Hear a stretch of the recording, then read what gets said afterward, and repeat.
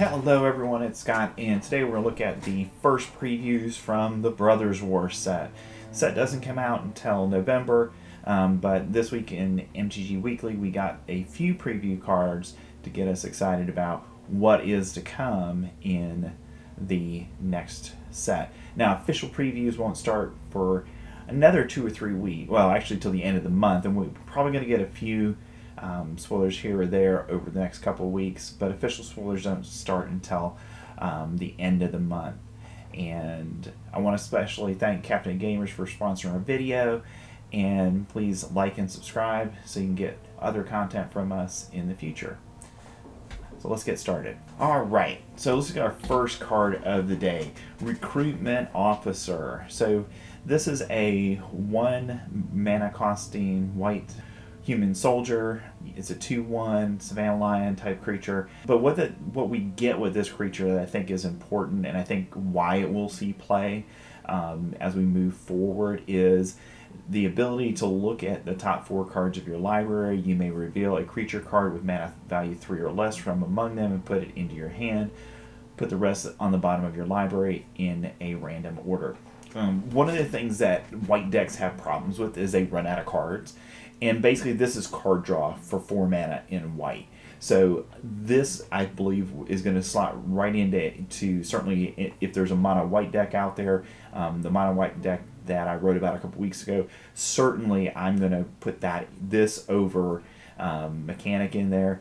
So this is a much better card for us in terms of the value that it brings to the table. So expect to see it in mono white decks and any human style decks too that develop over the next Brothers War season and on into the Phyrexian sets as well. And potentially we're going to see that Soldiers deck that we've started to talk about with the Dominator United set having more power now, because this is another soldier, and that deck right now doesn't have a 1-drop. This is a good 1-drop for that as well. Next we have Mishra's Foundry. So it's a land, it's a legendary, it's not legendary, but it's a land, and you can turn it into a assembly worker artifact creature until the end of the turn. And it's a 2/2 creature, which is a good ability. Right now we don't have any creature lands in standard, so this is probably going to see play in a lot of decks looking to get one more creature out, use some mana late in the game to do something. Also, if you have 2 of them out, you can tap a Foundry to make it a creature, and then tap another Foundry and target the assembly worker you created and give that +2, so you can get a 4/4 creature for 3 mana. So not bad on that scale, but definitely something we're going to see in a lot of decks, particularly mono-color decks, because they're definitely going to want something to help push damage. Our third card is Surge Engine. This artifact creature is a construct. You pay 2 mana for it. It comes into play with Defender, and it's a 3/2, so good stats for a 2-cost creature. But what makes it exciting, I think what will make it very playable, is the fact that it's scalable. So you play a blue mana, a Surge Engine loses Defender and gains this creature can't be blocked, which a lot of decks really like to have that ability to make your creature unblockable. Certainly the mono blue tempo deck that we're seeing right now, this could slot into that very easily, and either replace Ledger Shredder or Tolarian Terror as that third creature to go along with Delver of Secrets and Hadi Djinn. This would make a really good creature, and then you can use the other abilities to grow it even more. So for 2 mana and a blue, Surge Engine becomes blue and has base power and toughness 5 and 4. Activate only if Surge Engine doesn't have Defender. And then for 6 mana you can pour into it. You can draw 3 cards, but you can only activate this 1 time. So it's not a continuous draw engine like we see with Evolved Sleeper in black, where you can go ahead and activate it, the third ability, once, and then you can activate it as many times as you want to. But with Surge Engine, we don't have that. But this, I think, is going to slot really nicely into that deck. Our fourth card is Queen Kayla Ben Krug. Okay, this legendary creature is a human noble, and her position, so we can talk about where she's coming from, she's actually Urza's wife. And for colorless, a red, and a white, she comes into play. She's a 2/3. So from that standpoint, not very exciting, but what I think is going to make her good in certain builds is that you can pay 4 mana, you can discard the cards in your hand, then draw that many cards. You may choose an artifact or creature card with mana value 1, you discard it this way, then do the same for artifact or creature cards with mana value 2 and 3, and return those to the battlefield.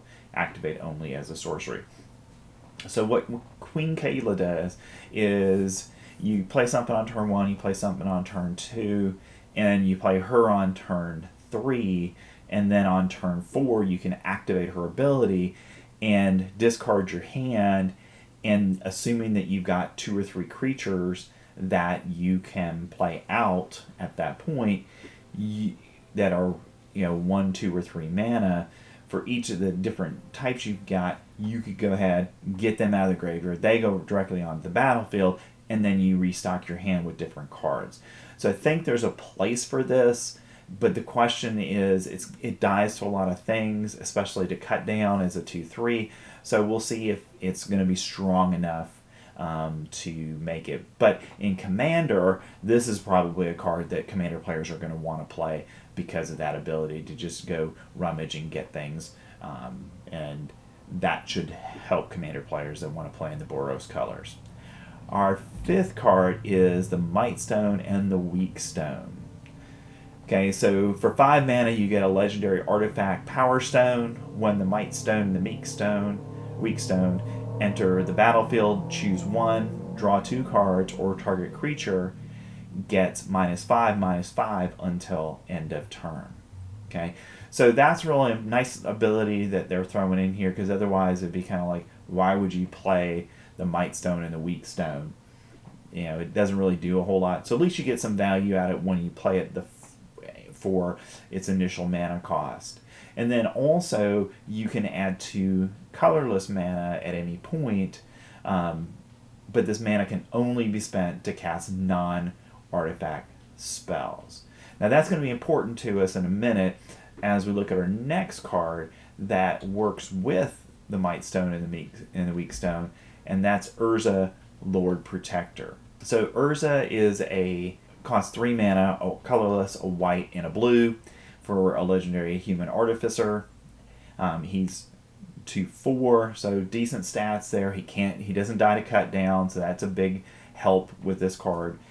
But what's important about Urza is artifacts, instants, and sorcery spells you cast cost 1 less to cast. So now all of your spells are going to get a reduced cost as you move throughout the game. So we just talked about the Mite Stone and the Weak Stone. Well, it costs 5 mana, but if you have Urza already in play, it only costs 4, and you have 2 mana that it creates for you to play on that turn as well. So if you got a low-cost creature, that's an artifact or low-cost artifact that you want to play, or you have an activated ability that you want to play and use on that turn, you get to use that 2 mana as well.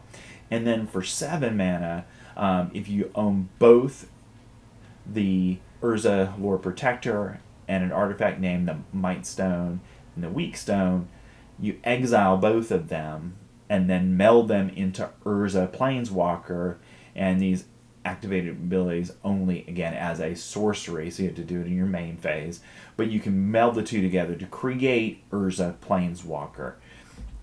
So let's talk about how we can get to Urza Planeswalker the most efficiently. Now, when we talked about Karn in the last set, Karn was someone who kind of had this kind of ability with creating Power Stones. It wasn't all that exciting, but I think really what Karn was created to do was help you to cast the Mite Stone and the Weak Stone, and then use any Power Stones you have, because you can activate it if you play Karn on turn 4, you can activate it twice, cutting the cost of the Mite Stone and the Weak Stone down to 2 mana. Okay, and then you'd have mana left over at that point to do some other things with, if you don't have any other mana rocks already out there that are helping you push mana out. So I think this is where actually Karn fits really well. And once you're able to activate Urza Lord Protector's ability to meld it with the Mite Stone and the Weak Stone, then you get Urza Planeswalker, which is a crazy card because it does so much, and it's going to be a house in any format that you can successfully get it on the field and then moving quickly. So once during each of your turns, you may activate an additional loyalty ability of Urza Planeswalker. So Urza gets to activate his abilities twice each turn. So you can get to Urza's ultimate the turn after you ultimate Urza and be able to activate that as well. So for +2 artifact, instants, and sorcery spells you cast this turn cost 2 less to cast. So again, that added ability of reducing the cost of things is really important in a lot of the things that I think we're going to see Urza decks doing, because we're going to be able to push artifacts onto the field. We're going to be able to cast our entrance for a lot cheaper, and same thing with our sorcery. So some of those 4 and 5 mana blue spells that would draw cards for you now cost as little as 2 mana with Urza's ability on the stack for you. And then also then you would gain 2 life as well with that. So for the +1, you draw 2 cards, then discard a card. Very typical blue Planeswalker ability. For 0 cost, you can create 2 1/1 colorless soldier artifact creature tokens. Again, great ability. And there's soldiers as well, so this is something that would work with Valiant Veteran. Okay, he can pump those up for you to make them 2/2s. So there's a lot of interaction there as well. And certainly Urza can protect himself, because if the board state is such that you need to have enough creatures on there to protect Urza, you can activate it twice. Or you can simply exile target non-land permanent for -3, and you could actually do that twice if you needed to get rid of pesky things that you have on the board. Now, when you ultimate Urza with the -10, artifacts and planeswalkers you control gain indestructible until the end of turn and destroy all other non-land permanents. So this Urza has the ability of wiping out the board for your opponent and getting rid of everything on their side of the board, and making them basically start over in that instance. So this is, in essence, Urza activating the Silex in the Brothers' War that led to the Ice Age in Dominaria. All right, so those are our cards for today. Check back regularly, because as we see things being previewed, we'll go ahead and take another look at those cards as they come out. And I want to again thanks Caffeinated Gamers for sponsoring our video. Please again remember to like and subscribe to this if you like our content, and we'll see you next time.